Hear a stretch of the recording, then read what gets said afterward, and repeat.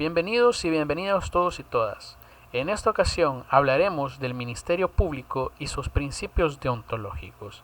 Este video pertenece al curso de Ética Jurídica del ciclo 2 2020 de la carrera en Licenciatura en Ciencias Jurídicas.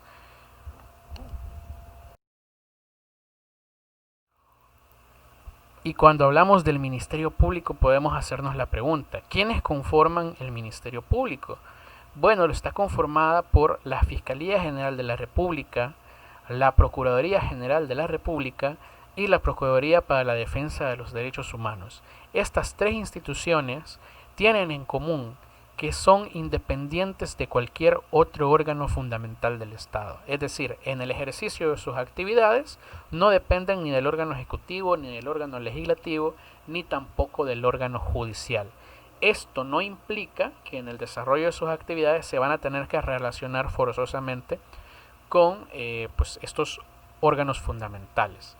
Sin embargo, cuando hablamos, por ejemplo, de la Fiscalía General de la República, es una entidad completamente independiente que, como ya veremos más adelante, pues tiene atribuciones especiales referente a representación del Estado en todo tipo de procesos, pero quizás en lo que más nos interesaría a nosotros es el hecho de que son los principales llamados a realizar las acusaciones en los procesos penales.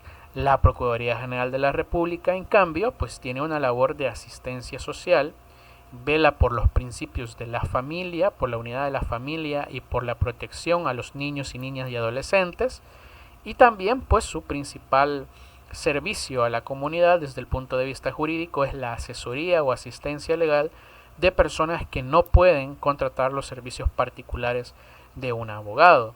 Y vamos a hacer especial mención al tema de la Defensoría Pública, que es la actividad que realizan los abogados que trabajan en la PGR para defender en procesos judiciales, ya sean civiles, ya sean laborales, ya sean absolutamente tiene mayor relevancia en lo penal, pues como defensores públicos, que ellos pues no cobrarán honorarios como el abogado en el libre ejercicio de la profesión, sino que pues recibirán un salario de la PGR.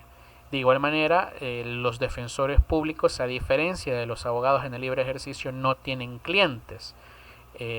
Los procuradores o los defensores públicos de la PGR tienen usuarios, puesto que las personas que acuden a sus servicios no pagan por la defensa que esta institución va a realizar. Y la Procuraduría para la Defensa de los Derechos Humanos, que es una institución sui generis, nace precisamente de los acuerdos de paz de 1992 en El Salvador, y pues como su mismo nombre lo indica, tendrá pues el proceso, digámoslo así, o la misión de defender los derechos humanos de las personas. Vamos a ver detenidamente cada uno de ellos y nos vamos a fijar en los principios deontológicos que cada una de estas instituciones debe de respetar para ejercer sus funciones de una manera correcta. El punto del que hablaremos es sobre la Fiscalía General de la República y del Fiscal General de la República. En específico, hablaremos de los requisitos de su elección, competencias constitucionales, organización de la Fiscalía, la importancia que la Fiscalía tiene para los profesionales del derecho y los principios deontológicos que los fiscales, ya sean fiscal general, fiscal adjunto o los agentes auxiliares de la Fiscalía, pues deben de respetar en el ejercicio de sus funciones. Y hablando primeramente del Fiscal General de la República, hay que preguntarse qué requisitos debe cumplir un profesional del derecho para optar al cargo de Fiscal General de la República. Estos requisitos están regulados en el 192 y 177 de la Constitución de El Salvador, de la República de El Salvador, y el 192 establece que obviamente para ser fiscal, que es un funcionario de segundo grado, se requiere pues la elección de parte de la Asamblea Legislativa con al menos 56 votos, lo que llamamos mayoría calificada. Y el periodo de elección pues básicamente serán 3 años. El mismo artículo 192 de la Constitución establece que los requisitos para ser fiscal son los mismos requisitos para ser magistrado de Cámara, para lo cual pues remitimos que vean el video correspondiente al órgano judicial, pero pues para entenderlo mejor habrá que remitirnos también al 177 de la Constitución y recordar cuáles son los requisitos para ser magistrado de Cámara: salvadoreña del Estado seglar, mayor de 35 años, abogado de la República, moralidad y competencia notoria, que se haya ejercido alguna judicatura de primera instancia 6 años o se haya autorizado el profesional para ejercer la abogacía 8 años antes de su elección como fiscal, y por supuesto gozar de los derechos del ciudadano tanto cuando se nombra como 6 años antes de su elección. Estos son los requisitos de manera muy general para optar al cargo de fiscal general de la República.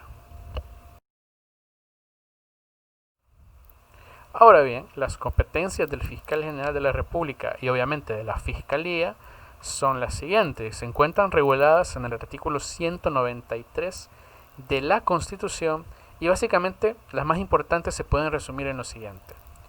Defensa de intereses del Estado y de la sociedad, es decir, que la Fiscalía será una institución vigilante de que todas las políticas públicas desarrolladas por el Ejecutivo o leyes del Legislativo respondan precisamente a esos intereses del Estado y de la sociedad y no a intereses particulares.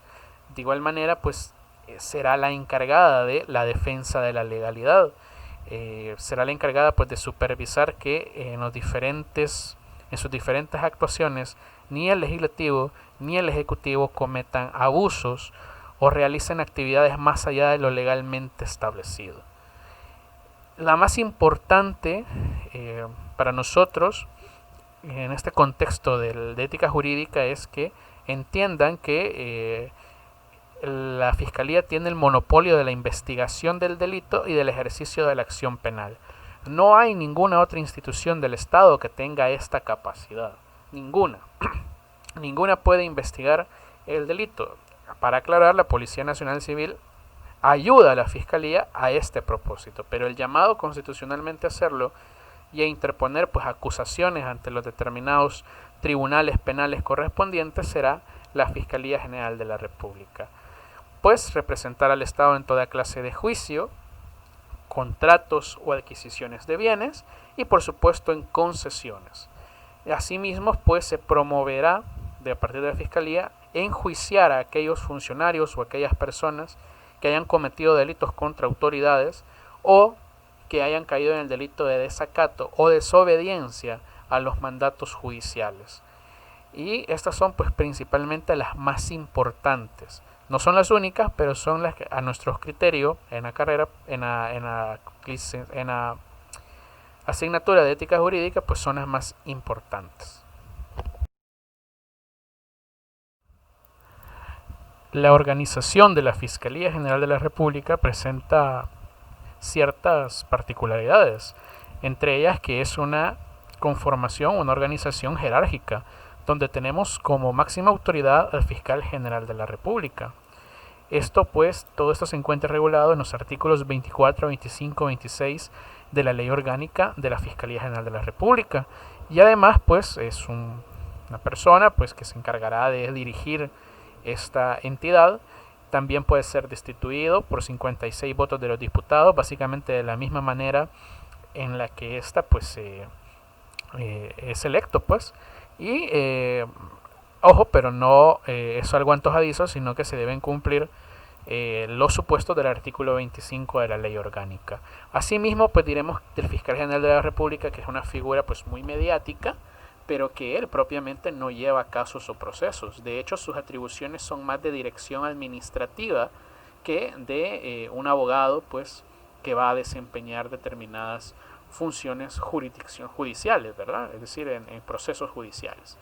Sin embargo, pues es la cabeza de este instituto y pues tomará decisiones o establecerá lineamientos de cómo los demás fiscales deben de realizar su papel. Después de él aparece el fiscal general adjunto, que pues debe cumplir con los mismos requisitos que el fiscal general. pero sus labores, según el artículo 30 de la Ley Orgánica de la Fiscalía, pues tiene más labores de suplencia del fiscal general de la República. El auditor fiscal es una figura muy importante, puesto que no estamos hablando de una auditoría propiamente contable, sino que estamos hablando de una auditoría de procesos judiciales y administrativos, es decir, es el que consulta y hace un balance de cuántos procesos lleva la Fiscalía, en cuánto se ha ganado, en cuánto se ha perdido y por qué. Y a partir de esto pues rinde informe al fiscal general de la República. El Consejo Fiscal está formado por todos estos funcionarios y además por los jefes de unidades de la Fiscalía General de la República, dependiendo pues a qué tipo de delito nos refiramos, ¿verdad?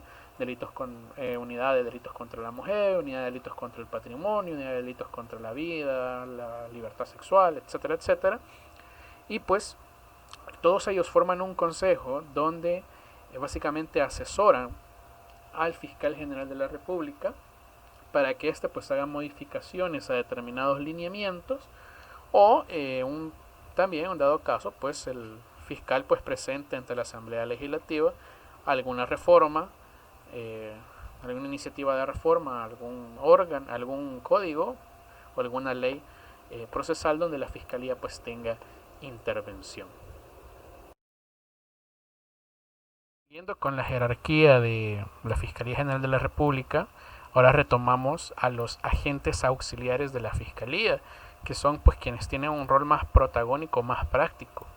De hecho, pues habrá que preguntarnos quiénes son los auxiliares o los agentes auxiliares del fiscal general de la República, y son personas delegadas por el fiscal para realizar sus funciones, según el artículo 37 y siguientes de la Ley Orgánica de la Fiscalía. En el contexto en que nosotros pues lo estamos viendo, tiene mucha relevancia la actividad que realizan estos agentes auxiliares, porque ellos son los que intervienen en la investigación de los delitos y en el trámite de los procesos penales, donde ellos toman el rol de acusador, es decir, son los que formulan las acusaciones penales en contra de una persona a quien se le va a imputar por la comisión de un delito. Y los requisitos para ser agente auxiliar nombrado de la Fiscalía General de la República van a ser abogado, salvadoreño, mayor de edad, y moralidad y competencia notoria. Para este último requisito pues hacemos nuevamente la invitación a que vean el video de el órgano judicial. Para verdaderamente ver la importancia de los agentes auxiliares de la Fiscalía General de la República, hay que ver el papel que ésta desempeña en el proceso penal salvadoreño. Hacemos la aclaración de que vamos a explicar pues algunos aspectos de derecho procesal penal que es necesario que ustedes lo conozcan para pues que entiendan cómo funciona la Fiscalía General de la República en este contexto, sin prejuicio de que ustedes pues verán estos temas a profundidad cuando vean sus cursos de Derecho Procesal Penal 1, 2 y 3. Sin embargo, pues empecemos diciendo que la Fiscalía tiene el monopolio de la investigación del delito y el ejercicio de la acción penal, que es lo que ya habíamos hablado anteriormente. Ahora, ¿qué vamos a entender por acción penal? La acción penal es la posibilidad que tiene, en este caso, la Fiscalía General de la República para reclamar ante el órgano judicial que a determinada persona se le ponga una pena, puesto que se ha comprobado por medio de pruebas, testigos, peritos, grabaciones, documentos, etcétera, que esta persona pues efectivamente ha cometido un delito en contra de una persona o en contra del Estado. Entonces eso es básicamente la acción penal, la posibilidad que tiene pues el fiscal de iniciar un proceso penal en contra de una persona para destruir su presunción de inocencia. Ahora, esta acción penal se puede ejercer de tres formas diferentes: la acción penal pública, la acción penal pública previa instancia particular y la acción privada. Son tres formas de ejercer esta acción penal, pero hay que aclarar que no en todas de ellas aparece la Fiscalía General de la República. Cuando hablamos de acción penal pública y de acción penal pública previa instancia particular, ahí sí interviene la Fiscalía General de la República a través de sus agentes auxiliares, según el artículo 17 del Código Procesal Penal. Ahora, hay que hablar de qué es la acción penal pública y qué es la acción penal pública previa instancia particular. Ambas son posibilidades de ir ante los juzgados de lo penal pues para iniciar procesos penales. Sin embargo, Dependerá del tipo del delito. Dependiendo del tipo de delito, caeremos en supuestos de acción penal pública o acción penal pública previa instancia particular. Bueno, cuando hablamos de acción penal pública, debemos entender que la mayoría de los delitos que están en el Código Penal son de acción pública. Y el hecho de la acción pública implica que la Fiscalía puede comenzar a investigarlos y a procesarlos sin necesidad de una denuncia. Puede ser una investigación de oficio o en un determinado caso pues sí puede llegar una persona a denunciarlos, pero sin necesidad de que nadie pues haga una denuncia, un escrito formal. Si la Fiscalía General de la República tiene el conocimiento de la comisión de un posible delito y este delito es de acción pública, pues tiene toda la potestad de comenzar a investigar y a crear una acusación en contra de determinada persona.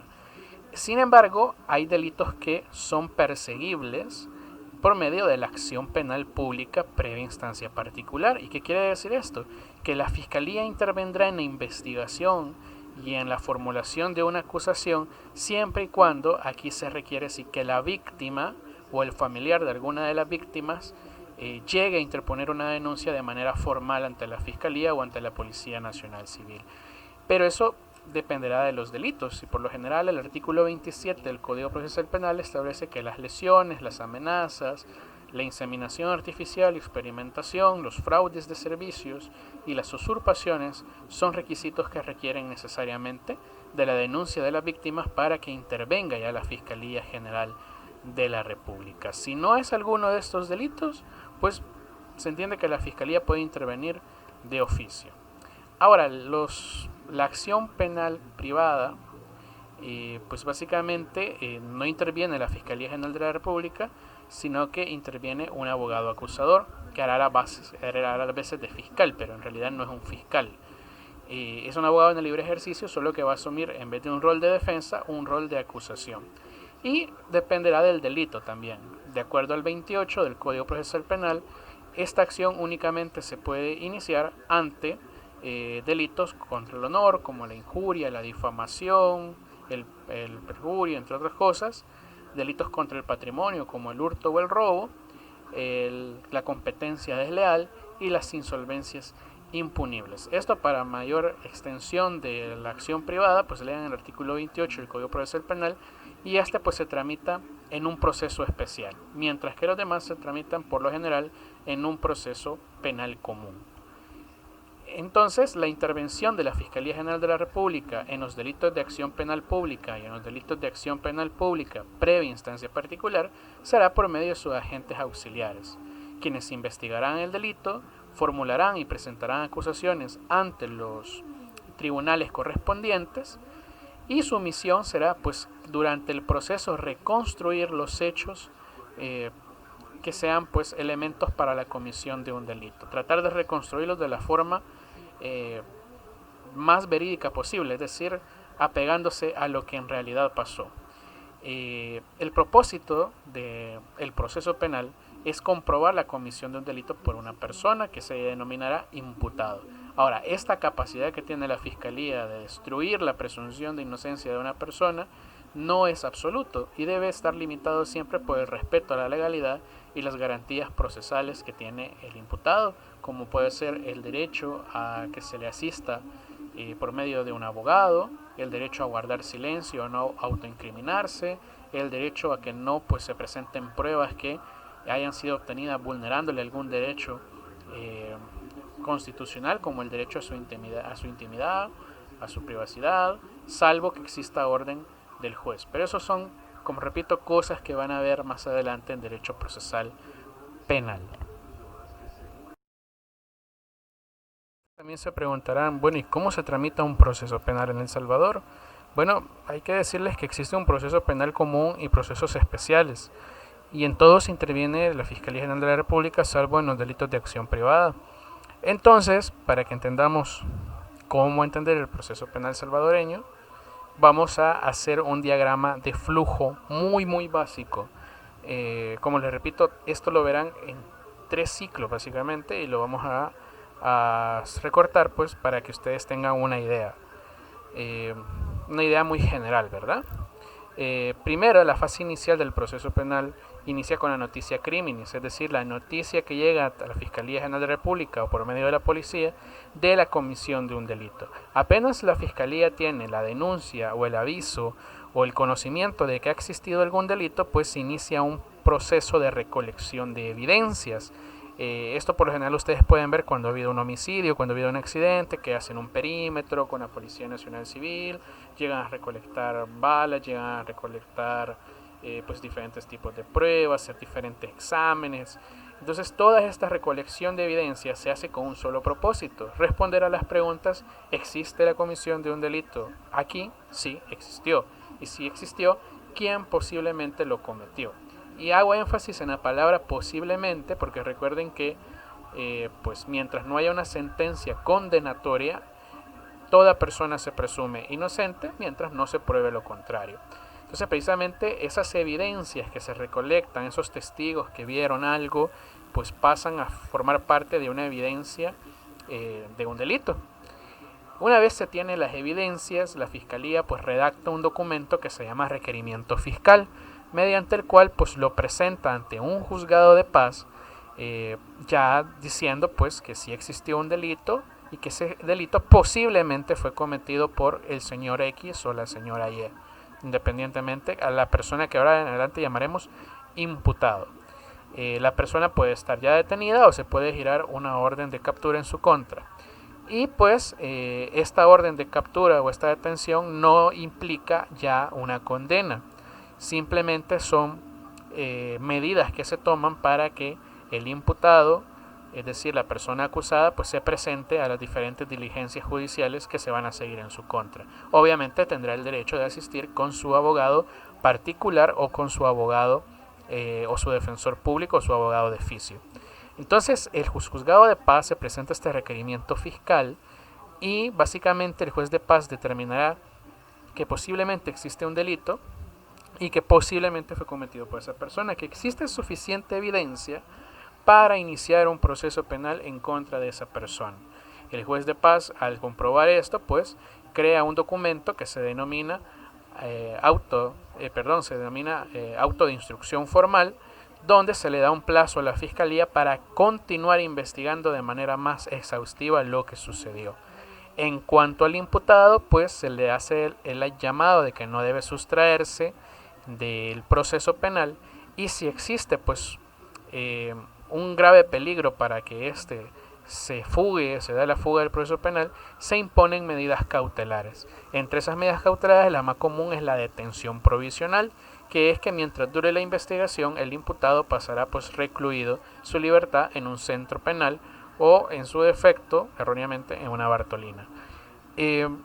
Pero también existen medidas sustitutivas a la detención provisional, que es cuando pues se comprueba que el imputado pues no va a tener tanta facilidad para sustraerse del proceso, pues se le puede permitir que esté en libertad o en un arresto domiciliario, o en cambio pues que se encuentre en libertad pero se le prohíba cambiar de domicilio, salir del país, tiene que llegar a firmar a los juzgados, etcétera, etcétera.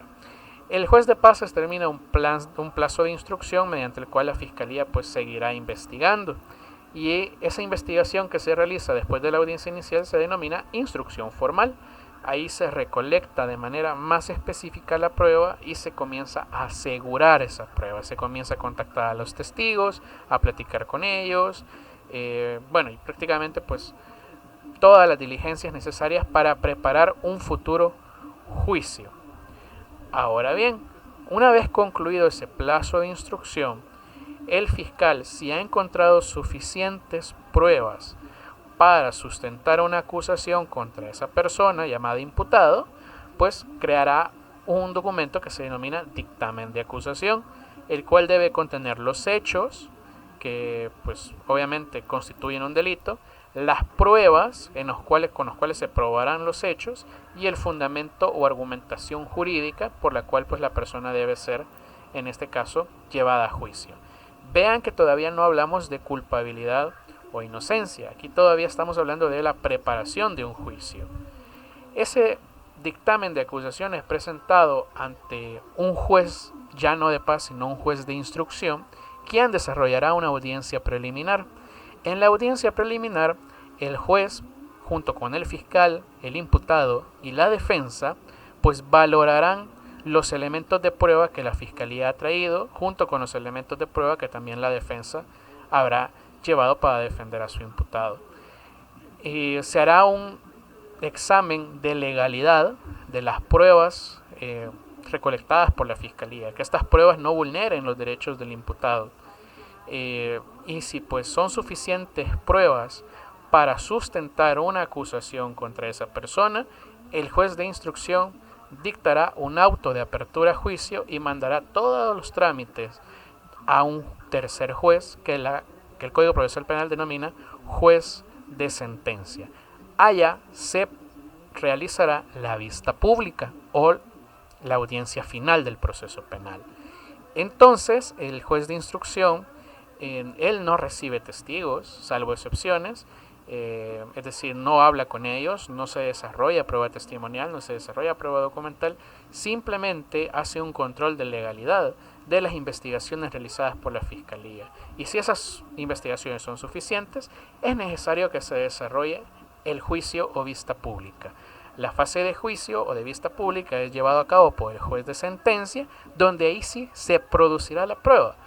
¿A qué le llamamos producir la prueba? Bueno, que si se citaron testigos, los testigos llegarán a dar su versión de los hechos, serán interrogados, contrainterrogados, y es comúnmente lo que nosotros vemos en las películas de Hollywood, donde vemos pues que está el juez, el fiscal, el defensor, los acusados, y en ese caso pues existe un debate, contradicción de prueba y al final alegatos, y será el juez quien determine si con base a las pruebas presentadas durante ese juicio pues se logra pues quebrantar la presunción de inocencia. En ese caso la persona sería condenada.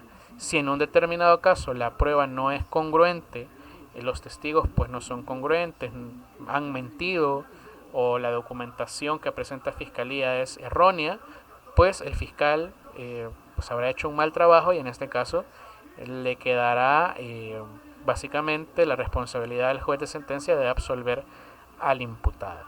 Entonces, esto básicamente es el proceso penal salvadoreño común, salvo que hay excepciones, por supuesto. Si ustedes se fijan, son 3 jueces los que conocen y el mismo fiscal y la misma defensa. Ahora bien, como repetimos, esto es nada más un aspecto muy general. Esto está desarrollado en el Código Procesal Penal y ustedes lo verán más adelante en sus materias procesales penales. Y bueno, durante todo ese proceso penal y todas las otras atribuciones que la ley le permite hacer a la Fiscalía y a sus agentes auxiliares, pues se deben respetar los siguientes principios deontológicos. El principio de legalidad, consignado en el artículo 10 de la Ley Orgánica de la Fiscalía General de la República y artículo 2 del Código Procesal Penal, y dice que pues por muy loable que sea la función de la Fiscalía, que es la de perseguir los delitos cometidos contra determinadas personas, pues este poder no es absoluto y se debe apegar siempre a la legalidad. Por lo tanto, si se ha cometido algún acto más allá de lo legal, que puede vulnerar los derechos y garantías constitucionales del imputado, pues toda esa diligencia carecerá pues de valor y por lo tanto el juez, a petición de parte o de oficio, pues podrá anular determinadas acciones cometidas por la Fiscalía General de la República. Vean que es un principio deontológico, pero que sin duda alguna tiene repercusión en el proceso penal. El principio de imparcialidad, artículo 11 de la Ley Orgánica de la Fiscalía General de la República, el fiscal pues no debe tomar de manera personal la persecución del delito contra una determinada persona, debe ser lo más objetivo posible.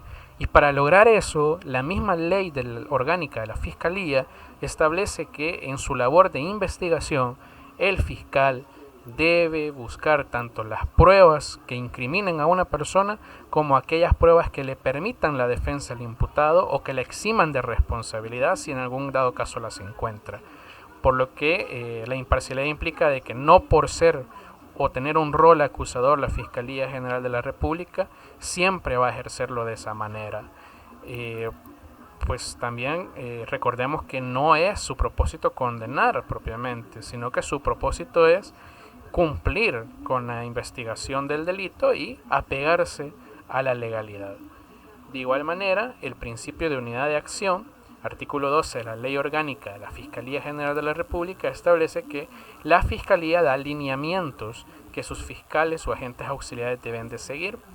En un determinado caso, pues los fiscales estarán obligados a cumplir el lineamiento que ha dicho pues la institución, siempre y cuando este lineamiento no implique una vulneración a los derechos fundamentales o derechos humanos de los imputados. La Fiscalía General de la República pues tiene su propio marco normativo, como hemos dicho, la Constitución de la República, la Ley Orgánica de la Fiscalía, también cuenta con un reglamento interno, aspectos importantes en el Código Procesal Penal, también en la LACAP, en la Ley de Adquisiciones y Contrataciones de la Administración Pública, la Ley de Procedimientos Administrativos y Ley de Procedimientos Constitucionales, entre otras leyes que les reconocen a la Fiscalía General de la República la intervención en procedimientos judiciales o procedimientos administrativos. Ahora procederemos a estudiar otra institución perteneciente al Ministerio Público, y estamos hablando de la Procuraduría General de la República, quien es representada por el Procurador General de la República o Procuradora en su caso. Hablaremos de los requisitos para el cargo, sus competencias constitucionales, las reflexiones especiales sobre los defensores públicos y los principios deontológicos que estos deben de cumplir. ¿Cuáles son los requisitos que debe cumplir un candidato a Procurador General de la República? Bueno, esto se encuentra en el artículo 192 de la Constitución y nuevamente volvemos a que es electo por la Asamblea Legislativa por una mayoría calificada de 56 votos. Asimismo, se requieren los mismos requisitos para ser magistrado de Cámara de Segunda Instancia, por lo que en lugar de desarrollarlo nuevamente nos remitimos a la explicación que ya hemos dado del artículo 177 de la Constitución. ¿Cuáles son las competencias constitucionales de esta institución del Ministerio Público? Están reguladas en el 194, Romano 2 de la Constitución, y básicamente se resumen en las siguientes. La Procuraduría y el Procurador General de la República deben velar por la defensa de la familia y los menores de edad. Esto toma importancia puesto que existen procedimientos administrativos que se llevan a cabo dentro de la PGR para pues lograr o cumplir los derechos que tienen pues los padres sobre los hijos especialmente. De igual manera pues la más importante quizás es dar asistencia gratuita y representar judicialmente como defensa a personas de escasos recursos que no puedan hacerse cargo pues de gastos, ¿verdad? De un abogado particular. Anteriormente por eso a esta institución se le llamaba como Procuraduría General de Pobres, pero pues por ser un nombre demasiado despectivo, en este caso se llamó Procuraduría General de la República, y pues competencias meramente administrativas como nombrar o remover a sus funcionarios. Hay que tomar también en cuenta aspectos relativos a la Procuraduría General de la República, en especial a la persona del procurador. El procurador puede ser cesado de su cargo por muerte, renuncia, exoneración, incapacidad, incompatibilidad con el cargo, muerte, vencimiento o remoción.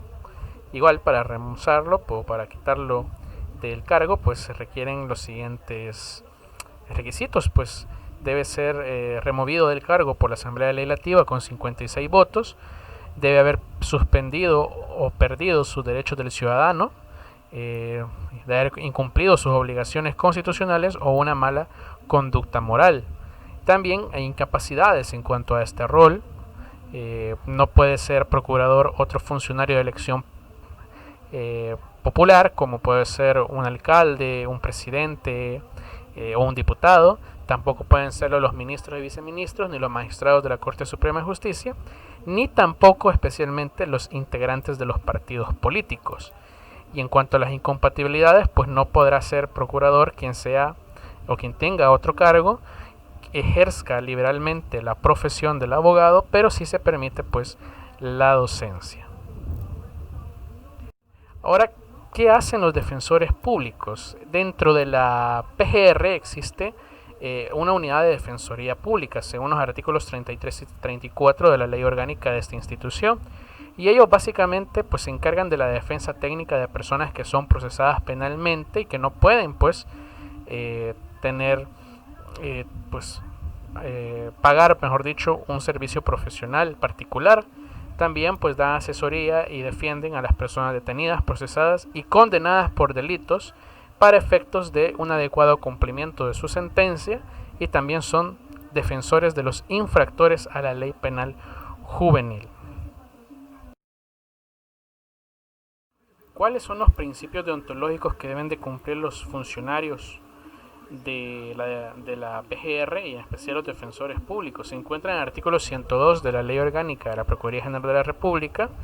Y bueno, pues en la medida de lo posible se debe buscar que todos los usuarios sean atendidos de manera igualitaria, sin dar pues favorecimiento a unos usuarios sobre otro, a menos que pues la gravedad del caso lo requiera. Asimismo, se debe ponderar siempre dentro de las funciones administrativas el interés superior de los niños, niñas y adolescentes.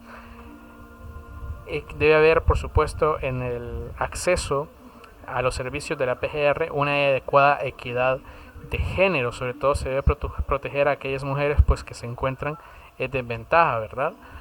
Y apegarse siempre a la legalidad y actuar con transparencia, de acuerdo siempre a la normativa que establece la PGR.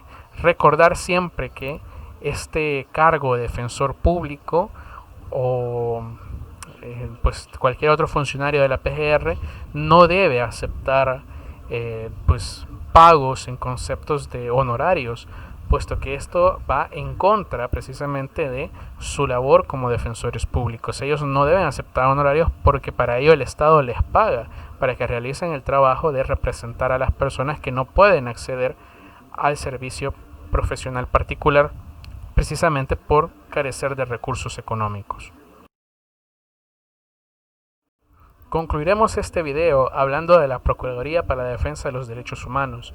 Hablaremos de los requisitos para ser procurador para la defensa de los derechos humanos, las competencias constitucionales que éste tiene y los principios deontológicos por los cuales debe regirse.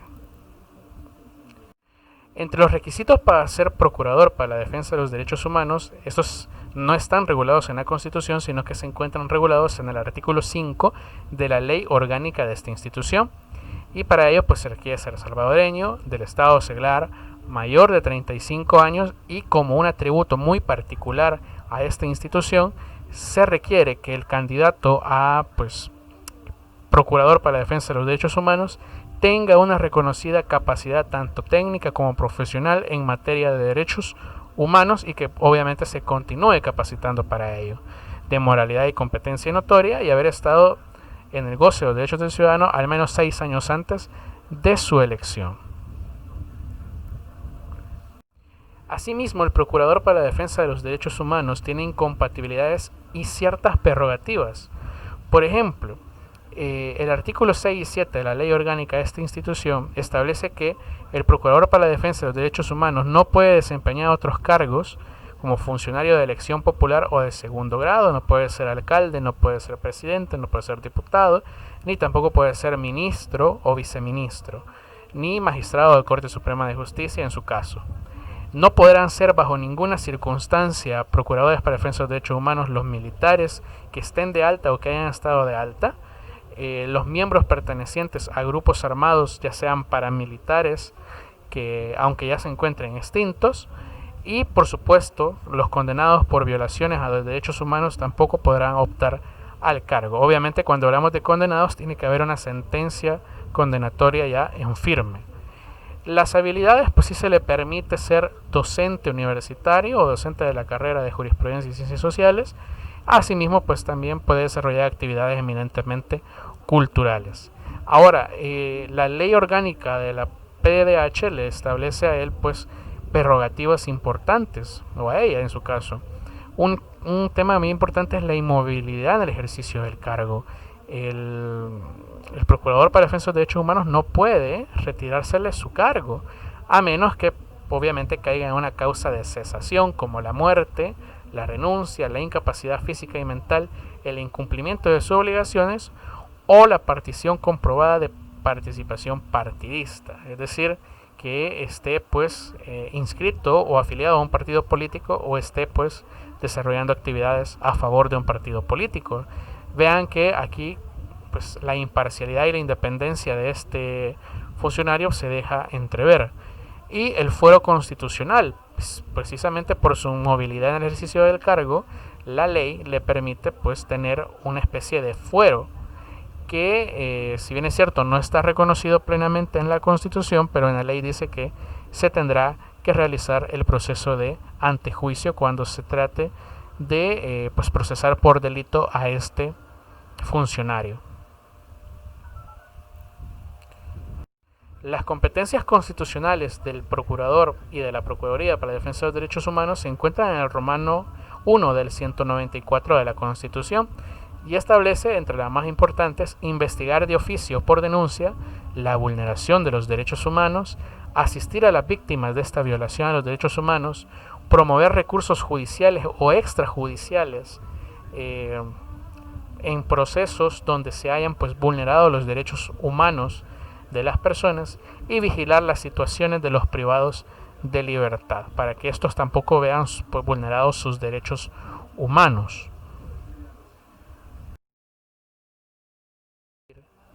Para concluir, diremos que los principios deontológicos en los cuales debe basarse este profesional del derecho en el ejercicio de la Procuraduría para la Defensa de los Derechos Humanos están regulados en el 45 de la Ley Orgánica de esta institución. Uno de esos principios es la discrecionalidad, muy relacionada con la reserva o el secreto profesional, puesto que se están tramitando violaciones a los derechos humanos, tanto el procurador como cualquier otro de sus auxiliares debe de guardar discreción o secreto en cuanto a lo que las víctimas llegan a comentarles a sus oficios. Inmediación implica que pues el procurador debe de llegar al lugar donde se han pues vulnerado estos derechos humanos, debe tener un primer contacto con la realidad de las víctimas y eso también implica pues también si tiene que ir a centros penales pues tendrá que ir personalmente a hacer su evaluación de cómo se encuentran estas personas. Celeridad se debe de procurar en la medida de lo posible de que la tramitación de los procesos por este funcionario pues sean rápidos, sobre todo porque es algo tan complicado como los derechos humanos, tan delicado que pues requiere una atención más inmediata de parte del órgano judicial. Y asimismo pues el trato directo a las víctimas, un trato que debe caracterizarse por su sensibilidad y siempre por tener el respeto a las víctimas y evitar que conductas de la propia PDDH vuelvan a revictimizar a esta persona. Y bien, estos son los principios deontológicos que deben respetar el procurador para la defensa de los derechos humanos y quienes lo auxilian. En ese caso, pues damos por concluido ya el tema sobre el Ministerio Público y esperamos pues que haya sido de mucha ayuda para el desarrollo de los contenidos del curso. Muchas gracias por su atención.